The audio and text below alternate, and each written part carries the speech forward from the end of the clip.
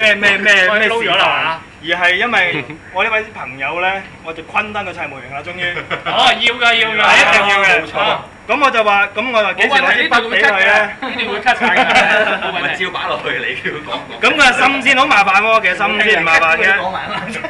有冇影樣唔該？唔影你個樣。手定咯，嗯，手定咯，譬如呢度咁樣樣拉過去嘅。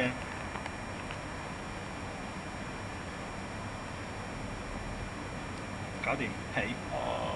起嗰下最緊要就係平時如果呢啲咧唔好拉過起咯，垂直起咯要。係啊。如果你垂直起唔覺，即係你未慣得垂直起嘅話咧，試到幾時先？你呢支你翻去你呢支。我試過咧，有時手震咧，懟第一筆咧，所以就有呢一支嘅出現啦。所以就變咗即係可能頭嗰度咧，出筆啦。係啊，深色咗啊，粗咗啊，咁樣變得唔有兩邊喎。有西。咦係咩？係啊。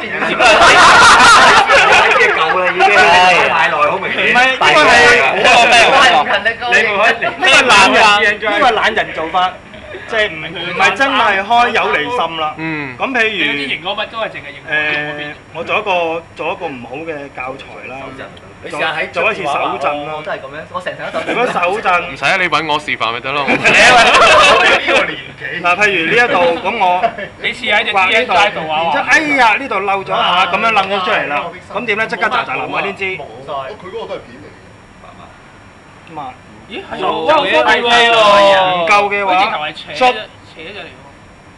咁樣咯。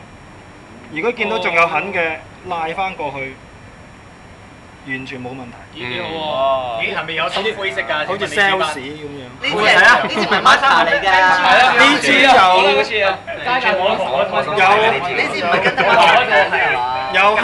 有黑色，有灰色，同埋有灰色咁樣色。有冇啡色啊？但係嗰隻灰色咧，黑色太過分啦，因為冇咁有灰啊！我哋 MS 都冇咁大條黑出事啊，所以咧我費事慢慢改。我就用 HM